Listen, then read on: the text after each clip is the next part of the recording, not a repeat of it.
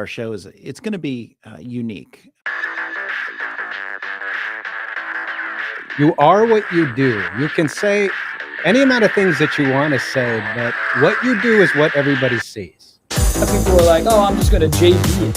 Like, it's just JV it. Like, what the hell does that mean? I cannot tell you how excited I am to hang out with you guys today, so thank you so much. Well, then that end buyer could come back and say, well, I didn't fully understand that it was subject to. That's not a thing. Like, the SEC has thought of all of these things. They've been here since 1932. And you can do what you want with your property. Buyers have time, they have negotiating power, they have options. Oh my gosh, I'm blown away by your inexperience, and they've been in business 20 years. And that includes things other people put on your property, right? It's your property that'll be okay.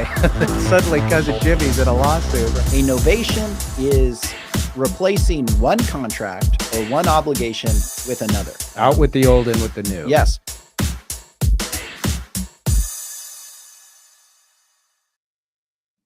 Hey, everybody, and welcome to the show. Today, our topic is how seller financing of multifamily properties. I'm Andy Fowler, and I'm here with Sean St. Clair. If you're new to the show, make sure to like our channel and subscribe. You can find us on YouTube, Facebook, and Twitter.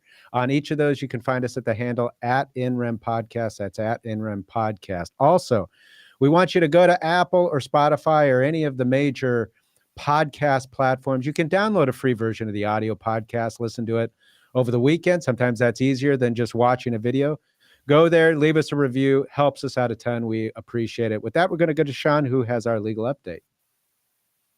Thank you, Andy. So my legal update today is, what is a disclaimer deed and when should it be used? So basically, a disclaimer deed is a document that one spouse executes to disclaim their interest and any community property interest in real estate in favor of the spouse that's on title. And so basically, if in Arizona anyway, for community property purposes, any asset that's acquired during marriage is deemed to be community property, which means that both spouses have an ownership interest in the property. Now, one spouse can acquire assets through inheritance, through gift, or by bringing the asset into the marriage. And in that case, the asset, and real estate is an asset, the asset would not be community property, but would be that spouse's sole and separate property. However, there's a number of cases and laws out there as far as, what happens when you commingle separate property with community property. Does generally a portion of the separate property then becomes community property and the whole thing. And so most title companies are going to want a disclaimer deed, regardless of whether or not you can show a clear trail of ownership from prior to the marriage, into the marriage, trail of inheritance, a trail of a gift. Most title companies, though, are going to want a disclaimer deed because they don't know and can't establish or prove that the property was not used for some community purpose, or that community funds were not put into the property or used to pay expenses on the property. So normally the spouse that's not on title, the non-selling spouse, in order to effectively convey real estate, they're going to want a disclaimer deed. Or let's say that you are a married couple and one spouse is going to go on title to the property, maybe for lending purposes, and the lender is going to require that this be the sole and separate property of the spouse who they're providing the loan to, because the other spouse is not going to be the borrower for one reason or the other. In that case, they're going to require a disclaimer deed, which the spouse who's not going on title, who's not the borrower, is going to disclaim their interest in the property and any community property interest in that property. The effect of a disclaimer deed means that the spouse who is on title is the sole and separate owner of that property, that there's no community.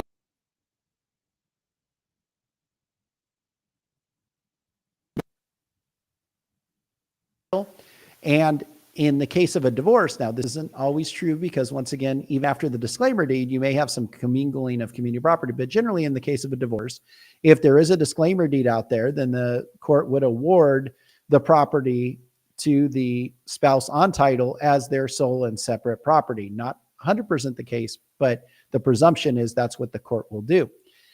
So it's basically a deed that says, hey, I don't have any separate or sole and separate interest or community interest in this property that's owned by my spouse. However, this is only dealing with interest during the lifetime of the spouse on title. It is not a conveyance for inheritance purposes. So you're not disclaiming your right as a surviving spouse to inherit the property that was owned by your spouse as their sole and separate property if they're deceased. It only is during your lifetime. So if you do the disclaimer deed and your spouse passes away, that doesn't mean that you can't inherit that property.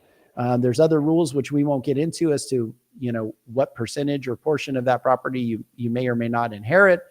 There's a number of factors that go into it, but that doesn't mean you're cut off from inheritance purposes. That simply means that during the lifetime of the spouses, that the property will be the sole and separate property of the spouse on title. All right, Sean, thank you for the legal update. With that, a couple of announcements for you, the listener. Every Tuesday at 2:00 p.m. Arizona time, that's 2 p.m. Arizona time, we have the Creative Finance Collective. That is a live show with professionals from all over the country in the space of creative finance. We've got attorneys from Arizona, Texas, from Alabama to Georgia to Florida. We've had attorneys from really all over that focus and have a knowledge base within the area of creative finance, subject to transactions. We discuss those deals, the risks, the benefits, the rewards, what to watch out for, and how to work through those transactions. But mainly what we do is we take questions. We're there really to engage with the audience and take questions for an hour. So we're on as long as we get those questions. So if you have a question and want to work through an issue that you've seen, maybe you're wondering what it looks like from start to finish, maybe you're working through a problem and you're looking for a referral to a lawyer in your area, sometimes we can help out with that. Make sure to join us live. Post your questions. We're excited and look forward to engaging with you on that. Also, for today's episode, we're taking questions in the final 15 minutes of the episode. So if you're watching and you have a question, make sure to post it in the chat. We're monitoring the chat. We're taking note of those questions now. You don't have to wait to post the question. Then you can post the question now as you're thinking about it so you don't forget. So make sure to post those now. And if we get questions, we'll take those in the final 15 minutes. So with that, we're going to get into our topic today, and we're talking about seller financing of multifamily properties. And with us to discuss that is Colorado attorney William Bronchick. Bill, how are you? I'm wonderful, gentlemen. Thank you for inviting me on the show. Yeah, thanks so much for being with us. We appreciate it. So you've been on our show with us before, but for those who aren't familiar with you, why don't you tell us a little bit about your law practice there in Colorado and how you got into doing what you do? Well, I've been a practicing real estate attorney for 34 years and originally from New York, licensed both New York and Colorado. I have also been a real estate investor for 32 of those 34 years because while attorneys make a good hourly rate, you still have to work to get it. So I realized I needed some passive income eventually. So I can only take clients that don't annoy me too much and pick and choose, which I love what I do as my law practice, but I don't do it 100% of the time because I have my properties that I have to deal with. And I write books and do seminars and do speaking and stuff like that. So depending on the day of the week, I'm in one of those three roles. And I've done a lot of transactions involving seller financing, residential and commercial over the years, upwards of, I don't know, I lost count, but I'm gonna take a stab and say somewhere between 1,800 and 2,000 transactions. All right. Now I know that you maintain a pretty significant YouTube channel, which has a number of subscribers. Tell our listeners about that and how they can find that. Yeah, it's just YouTube/Bronchick, my last name. We got about 61,000 subscribers, and there's hundreds of videos on there on creative finance and all kinds of other stuff involving real estate. Yeah, really good stuff. And if you're interested, we've posted a link in the description of this live show to to Bill's YouTube channel. Really good information. All right, Bill. So we're going to get into the topic at hand, and that's seller financing of multifamily properties. But as we get into it, I wanted to lay a little bit of groundwork because some of these definitions really do change from state to state or can change from state to state. So let's start with multifamily properties. In Colorado, what is a multifamily property, or what kind of property fits that definition? Well, technically, a multifamily is anything more than one unit, but in different contexts, like for an appraisal purpose, for lending purposes, a multifamily is 5 units and up. So sometimes they're small multifamily, might be a 3 or 4 unit. Larger multifamily would be 5 and up. For example, Fannie Mae's residential financing is 1 to 4 family. They don't consider, even though they consider 4-family multifamily, it's not in their multifamily lending pool. And their appraisal rules are different for 5-family versus 4-family. Okay. So for purposes of this discussion, I guess we're really just talking about anything over 1 door, right? Yeah, that's right. It means more than one. Yep. Yep. So how would you, given that we're talking about multifamily, we're talking about seller financing of multifamily. So let's break down what do we mean when we're saying and talking about seller financing? When we have seller financing, that means the seller's not getting all cash at closing. A cash sale, which a lot of people confuse with the buyer bringing in all money, is when the seller receives all cash. And the buyer could come in with a loan and some cash, or an entire loan, or all cash. But in either case, the seller's walking out with all cash for his purchase price or for his equity. A seller finance is when the seller takes even $1 of that in the future after the closing.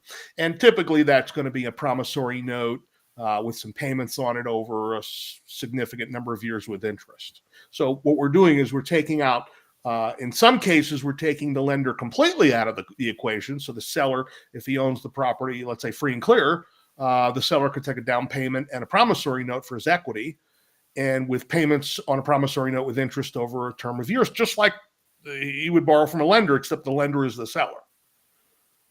In some cases, the buyer may borrow money from a lender for part of the purchase price, and the seller takes a note and usually a second lien against the property for the rest of the equity, plus some cash from the buyer.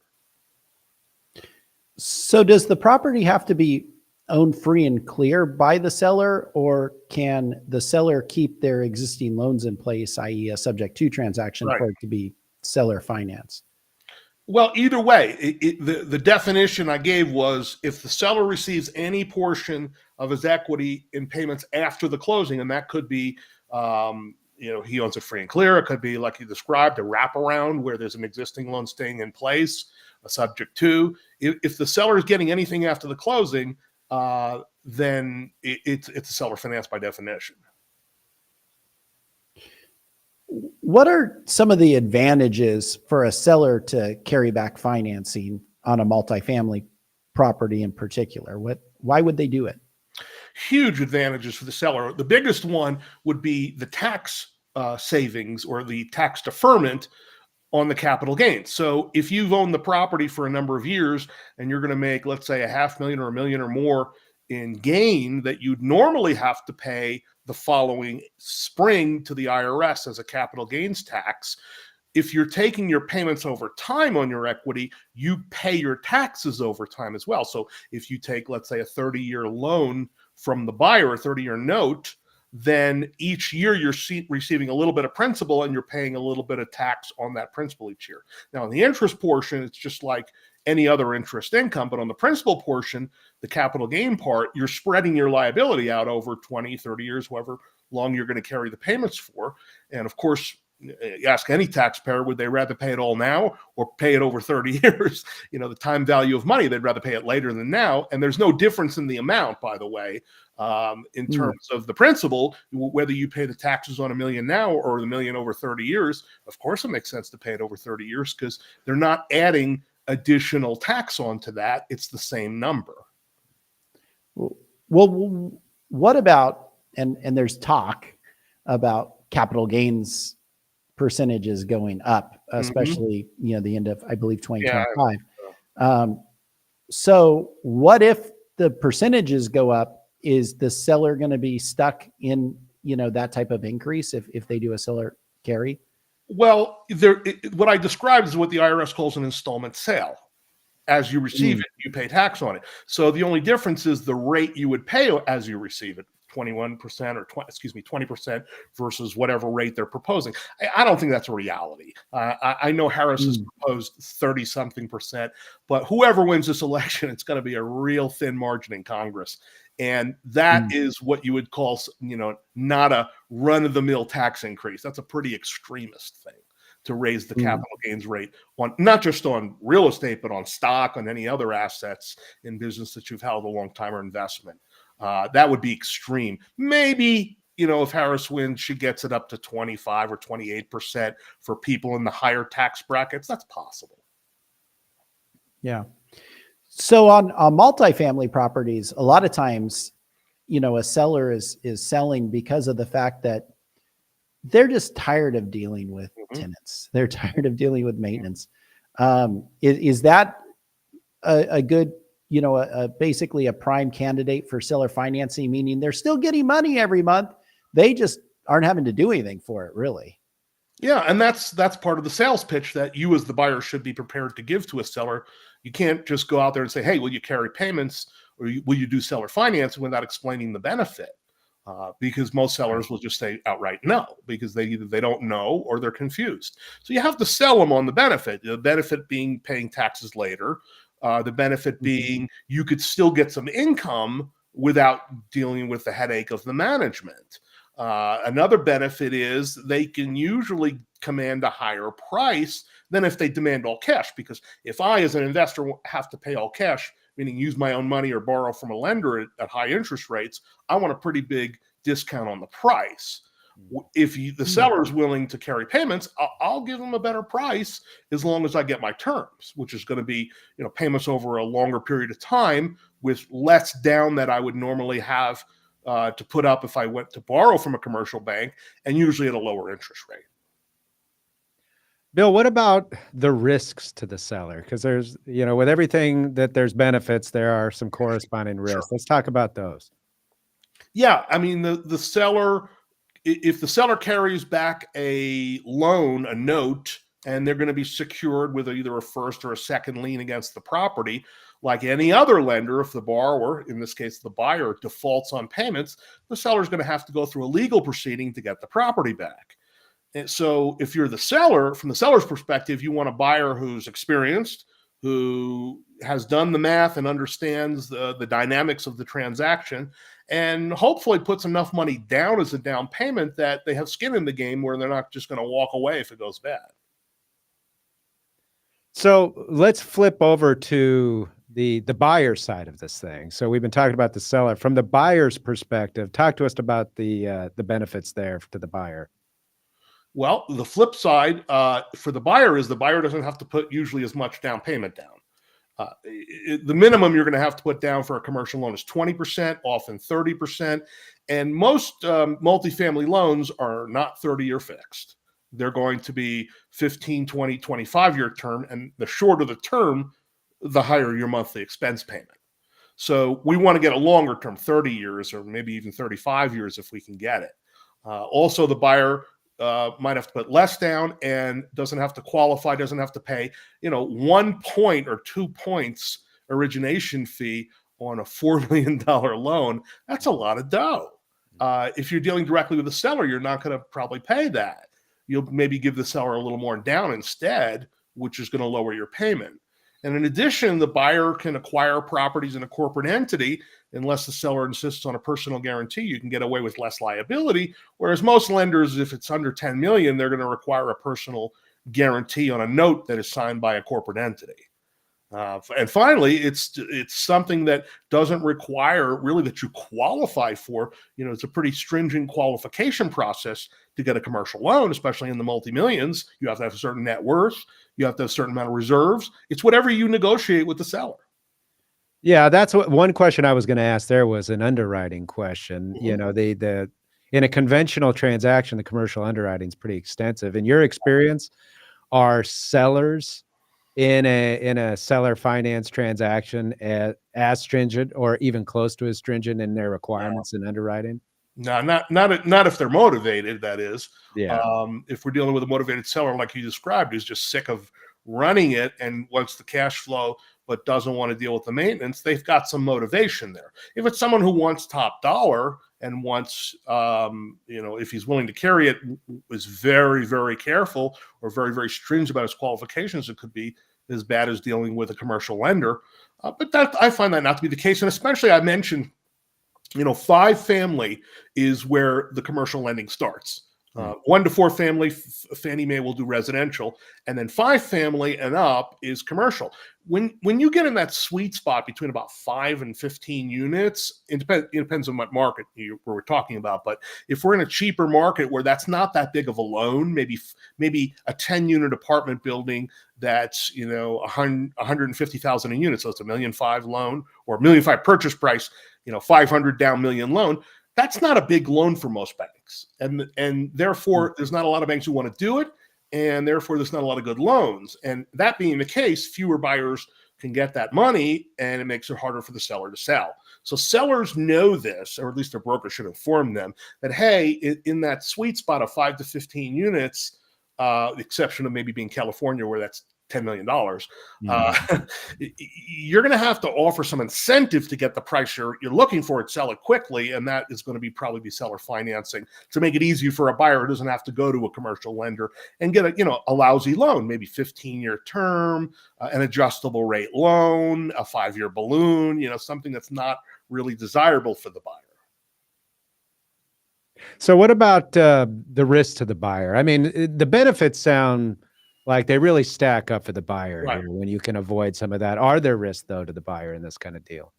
Oh, sure. A buyer shouldn't be chasing every deal that the seller's offering seller financing, because sellers who are savvy know that they're going to be charging a premium price and sometimes more than the property's worth.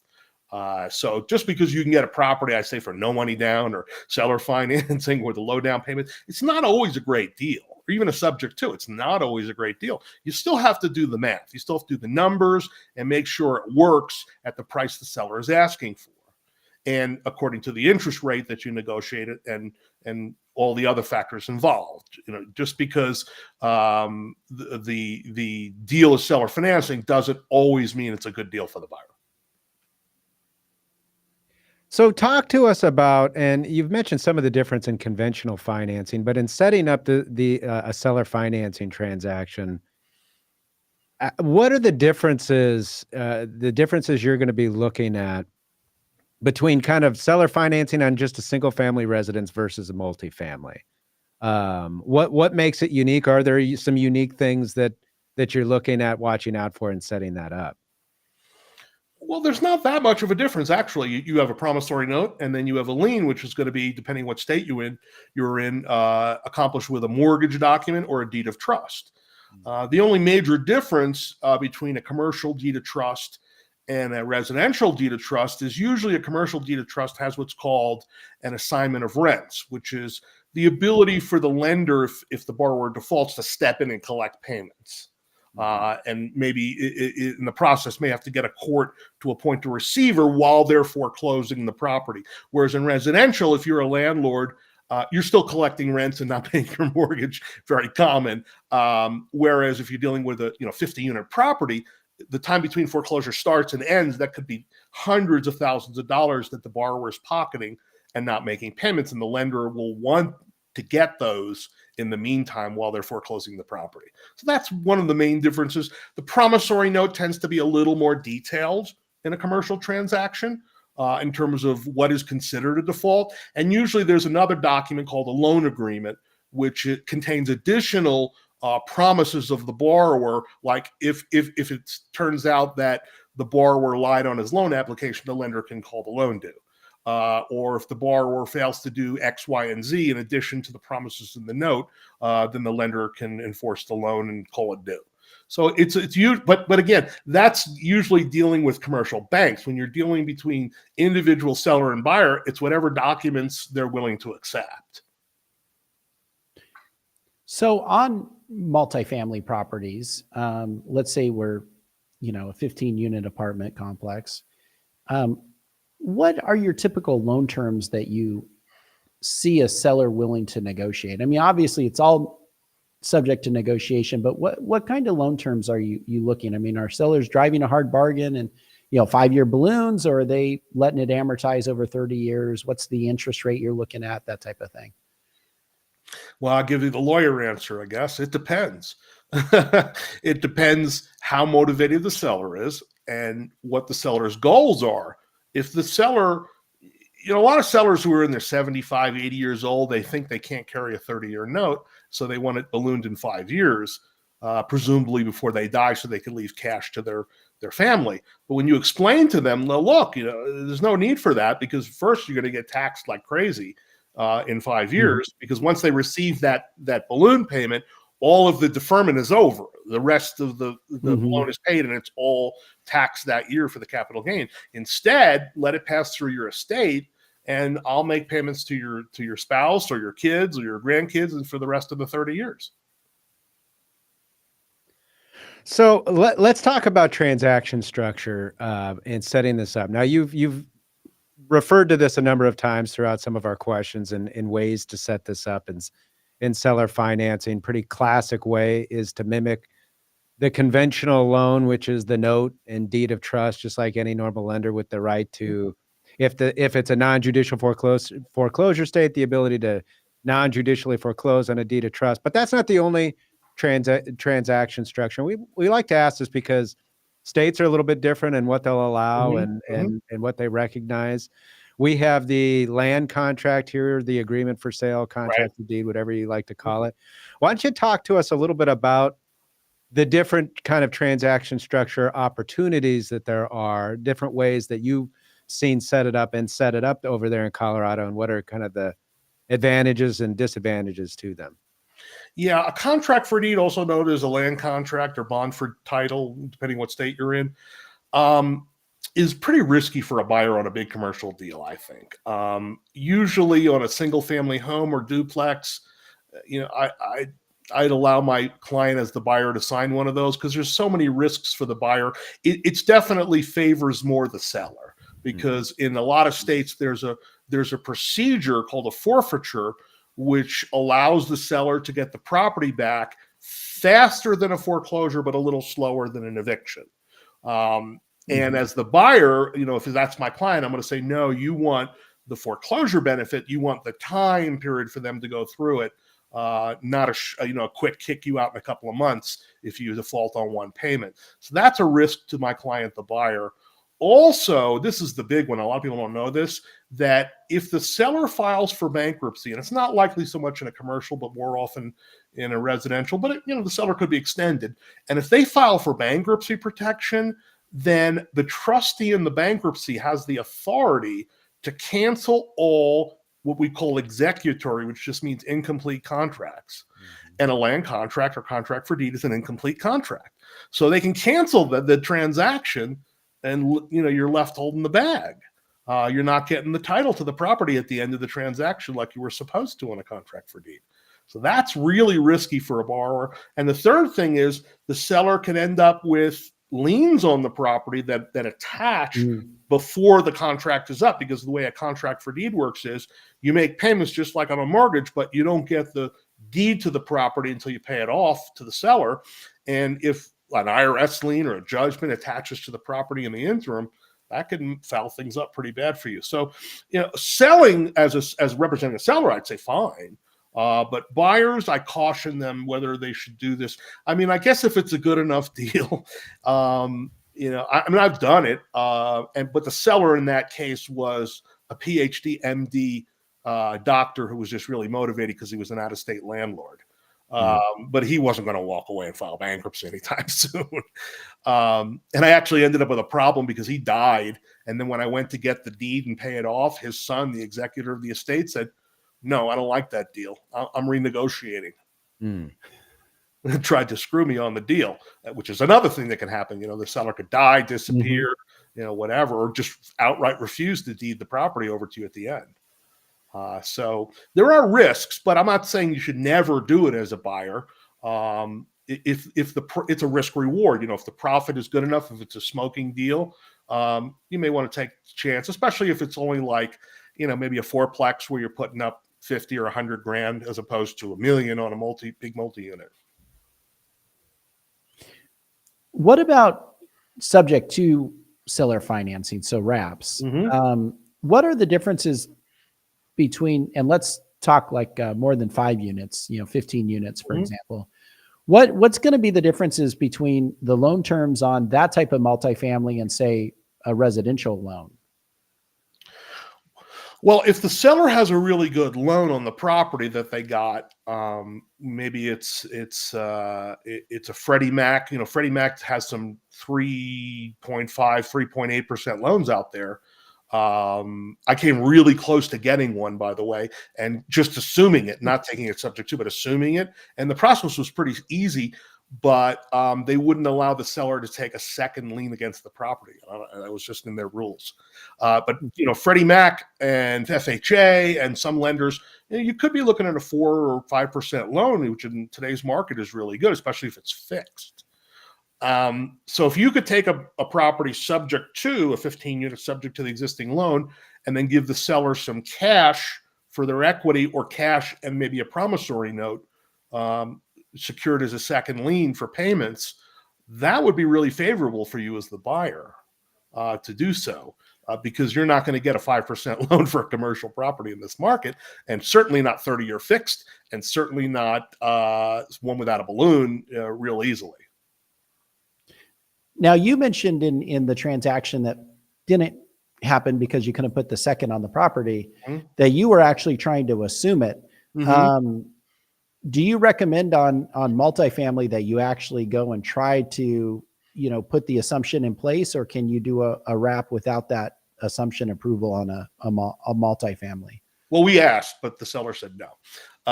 He said, no, we're not doing this without the So, but it was a 3.8% 30-year fixed loan that was already 6 years into it. So I was like, right, this is a really good loan. And the process wasn't that hard to assume it.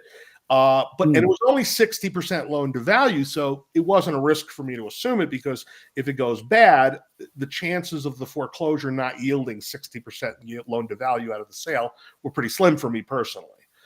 Now, the note I was going to give the seller for the rest of the equity was going to have, no recourse against me personally, no personal guarantee. So that I wasn't worried about. But remember, if you assume a loan, you're on the hook. And if there's not a lot of equity and the property goes to foreclosure, you could end up with a personal liability. What about the servicers on these types of loans? You mentioned Freddie Mac.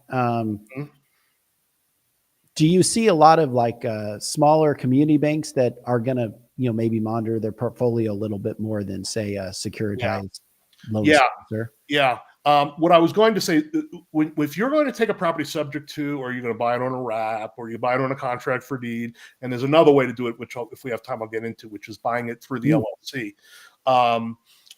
If the seller's loan has an annual auditing requirement of their lender, and the lender audits their loan and sees, wait a minute, your tax return says you sold it, and you didn't pay off the loan, that's a problem. And that's usually not the case with smaller loans, but bigger loans, a lot of times lenders have an annual financial audit of the borrower. And if they produce tax returns that show the property's been sold, or they don't have any financials for the last year for the property, then the lender might balk at that. So talk to us about this LLC transaction. Yeah. So third option. If a seller owns a multi-unit in an LLC that was only set up just for that deal, and it doesn't own anything else, and it hasn't been a long period of time, so you're not worried about maybe potentially inheriting a lot of liabilities, and the seller is the sole owner, so it's single member, so it's disregarded for taxes, you could transfer the membership of the LLC from seller to you, and then basically take it subject to through the back door of not transferring the deed to the property, but transferring the ownership of the LLC that owns the property. Now, again, if there's an annual audit requirement, that's not going to work. And it probably does trigger a due on sale, because most commercial loans will say if the borrower is an entity and you transfer more than 20 or 25% of the membership, then that gives them the right to call the loan. But how would they know? Right. Yeah. In especially if the LLC was set up in a state where you don't have to report ownership to the actual state, and it's governed by an operating agreement. Right. Well, let's break that down a little bit. So let's say that I want to go in and I want to acquire a membership interest in the LLC. Am I doing that with cash, where I'm cashing out the seller, or can we do some type of seller financing for me to buy that membership interest? Either one, both. It depends on how much equity is in the deal. If the seller wants a bunch of cash and you don't have it, you could give them some cash and then maybe a promissory note, and he only holds back the membership interest, like part of the membership interest. Let me give you a deal I did like that, so you understand what I'm talking about. Yeah. We did a deal where it was a couple of hundred units of apartments. It was 3 apartment buildings. And the seller owned it in a single member LLC, all 3 properties. And he wanted out. He was in a divorce, and, he was really motivated. So, we paid $4.8 million approximately, with, 600 down at closing, taking subject to, a 3.8 loan, which was a really good interest rate. And then the other 400,000 was to be paid in 2 years. And so that was like the seller financing part. That was like the seller carry back the 400. So the seller's attorney and I, we looked at, and this bank was looking for an excuse to call this loan. They didn't want it in their portfolio, so we had to be careful. So we looked at the mortgage, and the mortgage said, if you transfer 25% or more of the membership, then we can call the note. I said, oh, so why don't we transfer 24.99%? And then when we give you the 400, you can transfer the other 74.1% or 1%. And we actually showed it to the lender, and they went fine. We got their approval. And so it worked out just fine. So you can do some financing, and instead of securing it with a lien on the property, the seller secured it by holding back part of the membership interest. Yeah. So basically you had an option to, or a requirement actually to buy out their, almost like an agreement for sale, but for a membership interest. Right. It was like, I guess it wasn't a contract for deed. It was a contract for membership. Yeah, exactly. Yeah. Yeah. Oh, very cool. Yeah. That's, now internally, obviously you guys want to be treated as the owners. So presumably there was partnership taxation, and you could do unequal distributions, or that was my first thought. Is the IRS going to treat this as a partnership between the seller and I? And we got a big tax firm to basically write us an opinion letter saying, no, substance over form. The seller's holding back the 74% or 75% as collateral, even though he still has the membership. He's not really a member. So you could claim it as all the buyer's property. Oh, yeah. So you're not even having to pay profit distributions. Nope. On that 74%. I think it makes logical sense. I mean, on a contract for deed, the seller holds back the title, but he's not the owner of the taxes. The buyer on the contract is the owner. Yeah, so it's a contract for deed, but for an LLC membership. That's awesome. Yeah, essentially. That's really cool. Yeah. So how do they handle that conveyance? Is at the beginning, the assignment, just an assignment of 24.99 with the obligation to assign or distribute the rest at the end by assignment or some other instrument? Exactly. Interesting. Very cool. So we've had you on before, and we've talked a lot in the past with you about land trusts. And do you like to incorporate land trust? Do you incorporate land trust when you think it's appropriate in multifamily seller financing?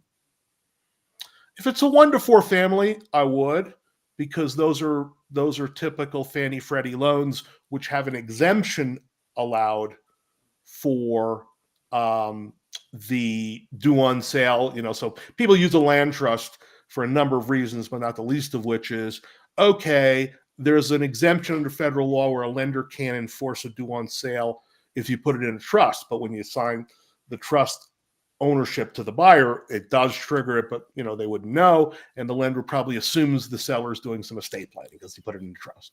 That's why people do it. Let's face it. There's no such exemption for commercial properties over 4-family. So if you put it in a land trust with a 15 unit, the lender can just call it right to immediately due. There's no exemption for that. No, they probably won't. So, yeah, probably won't, but. Right. So you're talking the Garden St. Germain Act, which only applies to residential property and has, I think, 9 exemptions. Right. One of which is putting where the seller for estate planning purposes puts the property in the trust. So, but that does not apply to commercial property. No. Right. So, which is why you couldn't do your second as well on that one, because the bank can write the rules on that. Right. Because Garden St. Germain would. Okay. Very, very interesting. So talk to us about planning through additional types of assets or contracts that are acquired as part of a multifamily purchase. The first big one that comes to my mind is the leases that are in place. How should a buyer be working through that and transactionally be thinking about the leases? So the buyer, during the due diligence period of the contract, wants to look at the existing leases. I mean, who's on a lease, who's on a month-to-month, what do the leases say? Are there automatic raises? Are there things in there that are, good or bad? And as well, if you can, getting some of the tenant files. You might be violating a few credit laws by the seller giving those to you prior to closing. I mean, they would give it to presumably the tenant files after the closing. But see how qualified these tenants are, because a lot of landlords will shove a bunch of unqualified people in there and say, look, it's fully occupied, and then when you get it, they'll default. That's not good. So you want to look at like how long they've been there, what they've been paying, have they been paying on time? Look at the rent roll and the rent history, and they could give you that, but I don't think they can give you the credit reports from the tenants when they applied. But certainly, if someone's been there for 3 or 4 years and been paying, and if they're there for 3 or 4 years, that means they've probably been paying.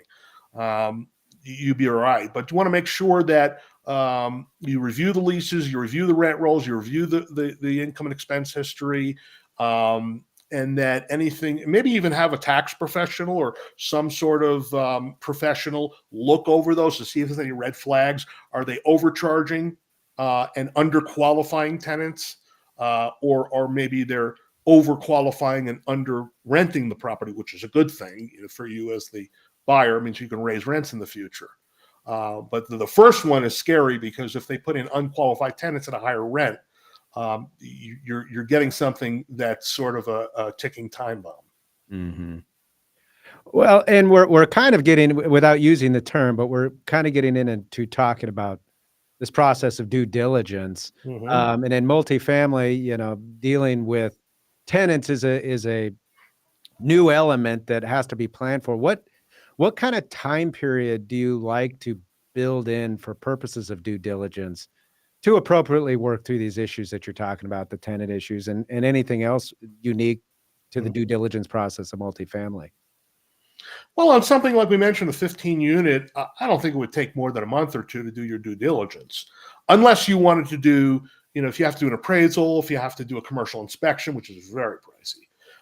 It's not like $400 like it is on a single family, folks. It's pricey. And if you end up not buying the property and you fork out thousands of dollars, that's an ouch.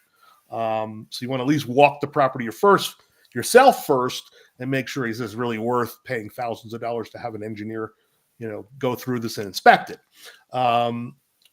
So if 15 units, you could do that in 2 months. The only exception I would say is if there's a potential environmental issue and you have to get an environmental phase 1 or even a phase 2, possibly, that could take many months to get done. And a phase 1 environmental is a sort of preliminary inspection. The red flags are, did they ever have underground fuel tanks? Is it near, within 100 yards of a dry cleaner, an oil change station, a gas station, or anything environmentally hazardous? And if anything comes up on the phase 1 environmental, then you may have to get a phase 2, which is expensive and time consuming and so forth. What about, obviously you mentioned the tenants that are in there and their ability to pay is, of course, of huge economic importance to the buyer. Can't be understated. But what about reviewing of the leases themselves? Not every contract is created equal. Yes. And are there particular provisions or the lack thereof that you would be looking for in the tenant leases? Oh, sure. I want to see how much security deposit they gave, and then how much security deposit they have. Because sometimes landlords let tenants use some of their security deposit, let's say if they were late 1 month and never got it replenished. So that's important. We want to make sure that it doesn't automatically renew for another year. That would be bad if the rent doesn't go up, or if it's an undesirable tenant. So we want to look at their lease form and see what they have for the people on leases. Remember, when you buy a property, you can't throw out the tenants who are on a lease. You're taking it subject to the leases that are there. So if everyone's on a month to month, it's easier, but it also depends on what your state law says. In some states like mine, it's very hard to not renew someone. Now they have this law that says you can't arbitrarily non-renew somebody. Just like, I don't like you anymore, I don't want to renew you. Well, you have to have specific reasons why you can't renew them. Otherwise, you have to renew them, which is bad. Again, that just drives more landlords out of the business. Fewer properties to rent, higher rents, and they're not accomplishing what they're trying to do, the government. But, the government usually doesn't. That's really interesting. I didn't realize that about Colorado. So what would be an example of specific reasons that you have to show? I mean, you're going to sell the property. Okay. And you still have to, in some cases, pay the tenant up to 2 months rent for them to leave. If they had multiple violations during the term, that's another reason. And there's a laundry list, but it's not real long. I mean, I guess one of them could be if they don't want to, unless your lease prohibits it, but the ability to increase rent, Yes. Yes. each year, and then they just don't want to pay that. That might be one. But boy, it makes you wonder why you even bother have a termination clause in the lease to begin with. You have to have. It sounds like you have to have cause, basically. Yes, you have to have cause to non-renew a lease. California has the same thing. They've had that for years. Wow. Well, so can you, as a subterfuge, raise rent so that the tenant's not going to be able to pay it and just be like, oh. But so you could say, hey. Also limits on how much you can raise the rent in that case to try to do what you're saying, which is, okay, you want to stay? It's going to be double. No, you can't do that. Okay. So there has to be some reasonable basis for the rental increase. Yes. No, you don't need a reasonable basis for the rent increase, but you can't double it as a reason to get them out, and all the other units you're charging less. Okay. Yeah. So if somebody comes in and looks at it and says, wait a minute, you weren't going to really charge them double, you just wanted them out. That's basically violating the law. Right. Yeah, that's right. Okay. Well, I like that. This kind of leads us into our next question, but this is a classic mistake I could see an out-of-state investor making. The cowboy that comes in and says, man, I've heard Colorado's great. We've got some great deals. We're going to come in, and they don't even look at the landlord-tenant eviction laws or renewal laws, and then you get And it's not, it was, when I came in 93, it was pretty much the Wild West. You could do pretty much anything. Now, even though they've passed a lot of legislation against landlords, it's still fairly easy to get a tenant out compared to LA or New York or Illinois, Chicago. It doesn't take that long to get somebody out. But, instead of a 3-day notice to that you haven't paid rent or leave, now it's a 10-day notice. That's a big jump. And then you're not allowed to charge late fees until the 8th. And it can only be 5% and one time. So we used to say, if you haven't paid by the 3rd, it's, $100 plus X dollars per day. Can't do that anymore. Interesting. So what in your mind are the biggest mistakes buyers are making in multifamily transactions? Yeah, I would say taking the word of the listing broker or the seller on the expenses. That's the biggest mistake I make. Sellers have these, and listing brokers prepare these pro formas where it says like, well, it's under market rent 20% now. They all say that, don't they? And so here's the analysis for next year with the rents at market. Well, you can't raise somebody 20% in a year. Half of them will leave. So you have to bump them up slowly over a few years. Otherwise, you're going to lose half your tenants. So that is a false representation in my mind that the listing broker or the seller is making. Another thing is there's no line item in the expenses for, say, property management. And the listing broker seller says, well, I manage it myself. I'm like, well, good for you. That's a job. I don't want that job. So it is standard practice to include, let's say about 10% of the gross rents as a line item expense when it's doing the evaluation. Because certainly I would not recommend that any investor manage their own multi-unit. That is a job. I mean, I don't care if you have 10 single families. You get one 10-plex, that's like having 50 single families. It's a whole nother ball of wax. Good information. Well, Bill, this has been awesome. We really appreciate you taking the time and to talk with us. Tell our listeners one more time how they can find and connect with you. Yeah. My website for my legal stuff in Colorado is bronchicklaw.com. And I also have another website for real estate information and investing courses and stuff at legalwiz.com. All right. Well, Bill, again, we thank you so much for being with us. We enjoyed it. Let's do it again sometime. Great. Thanks, guys. All right. You have a good one. With that, everybody, that is our show. Thanks for joining us. Make sure to join us today at 2 p.m. for the Creative Finance Collective, and we'll see you next time. Have a good day, everyone.